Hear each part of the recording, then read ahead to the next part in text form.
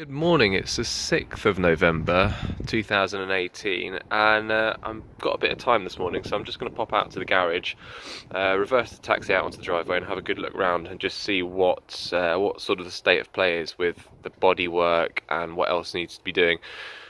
It's been in the garage overnight. I put it in there a couple of days ago, and this will basically be the first time I've had a look around it in daylight, so for about a year. It's nice and dry. As I say, it's been undercover for a couple of nights now, and the battery's been disconnected. I put a smoke bomb in the garage with the doors closed the other day, and that should have got rid of all of the bugs and spiders that have been nesting in here over the last year or so. So hopefully nice and easy job to get underneath and have a look around without a spider crawling down into your face. Anyway, I'll get the battery connected up, reversed out onto the driveway, and then have a quick poke around. Get things started up. Keys in there. Fuel is on. I'm just wait for that orange light to go off, which is the glow plugs. Should start up nice and quickly. There he goes. Quite happy with the way it's starting at the moment, given that it's been sitting in the driveway for a year. It has got actually, it's not even a new battery, but it's a half-charged battery out of a VW Golf, and it's still starting up with absolutely no issues, so that's good. Just take this outside. There definitely is a drop in the gearbox oil because the power's not been transmitted particularly well, but it just needs to be filled up. Got the reversing camera up there. Cool, that should do. And we'll go and have a look round. So yeah, as I say, this is the first time I've really had a good look at the car in the daylight. It's been parked up at the end of the driveway and I haven't really paid any attention to it. All I can see is the bad paintwork, and I tend to look away because it makes me a bit distressed to see it. But as you can see here, the general state of the bodywork is in pretty bad condition. There are some rust spots coming through. Most of the panels, especially the ones that are lower down. So this is a repair job that I did about 3 years ago that's obviously not particularly good anymore. I have got two brand new rear panels, rear wings to go on, so I know that I can just replace that one. I don't know how hard that is, but I've got one for the near side as well. In terms of the back, it's had this rust patch underneath the license plate ever since I bought the car, but again, that could be done, that could be replaced. In the back, we've got a nice hole. Again, that's a welding job, but the rust really goes all the way down the back there.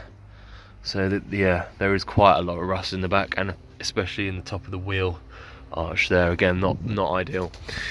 The vinyl hood actually, on the whole, looks alright. It's got a bit of the green kind of stuff that you get from the trees on it. The vinyl down here is really brittle now, and that could definitely be a replacement job. I'm wondering if I took the whole lot of it off, what would be underneath it, because if the metal was in any decent condition underneath it, I would be quite tempted to take all the vinyl off and just spray the whole thing black so it would be nice and shiny. But yeah, until you take it off, you just don't know if there's going to be any rust. You can see that it's got a bit of a bubble and ripple on it. I don't know if that's rust or if that's just, I don't know, if that's just the vinyl peeling off. Not sure. Anyway, the same sort of condition on the near side wing here. Bit of rust spots going on underneath the doors. This is possibly the worst thing I think I've seen on the car. Nice dead spider there. It started to really get quite bad at the bottom of the doors here. It's puffing out quite a lot, so the doors could definitely do with some attention, or even being replaced if I can find any. Interior, no problems in here. It's been shut up. There's not been any leaks as far as I can see, so it just needs a hoover from when I used it last. But otherwise, no problems on the inside. I'm sure the electrics will raise some issues when I get going on it, but we'll find out. More spiders' nests. That door is stiff as anything as well. But again, there is a bit of rust coming out on the bottom of the doors. This is a bit of an issue. The front wings, these are the fiberglass ones, which I'm not sure if I've shown anywhere else on the website. But I replaced these and sprayed them with the non-isocyanate 2K black, and then, well, the black colour coat and then the 2K clear, and it just hasn't stood up to anything. It's disgusting. It's got a horrible effect on, and in fact this orange peel effect wasn't there when I finished the job, but you can see just the amount that this paint has bubbled up, and it's still soft. I can still put a finger mark in it. It's still really soft paint, so it just hasn't set over time, and it's got worse and worse. So that needs to come off. I might try and look for 2 new wings. I've still got the old steel ones that I did some jobs on around the back of the garage, so they may go back on. Bonnet's not looking too bad at all. There's a bit of rust underneath it here, but it's still fairly solid. That's actually, I bought that bonnet for about 90 quid, and it's yeah, it's in decent condition. Engine bay is no bother. Same problem with this bumper here as well, obviously, and you can see that the chrome on here needs replacing, but I've got about 4 or 5 spare of these. They're fairly generic kits that go onto all the old sort of Ford and Austin cars. I've got loads of those. They're not that even, they're like 4 quid each, so they'll just go on. And that's about it really. Just more rust in the odd places, so it's going to be a case of sanding it back, seeing what the underlying issues is and how much needs to be replaced and how much could be salvaged. But yeah, other than that, I'm reasonably happy with the way it is. The bodywork's obviously the big flag, you know, that's going up. Need to sort that out. Engine, I think, is not going to be a problem at all. I don't know what the electrics are like and how they've kind of how they've stood up. Let's have a look at the fuse box.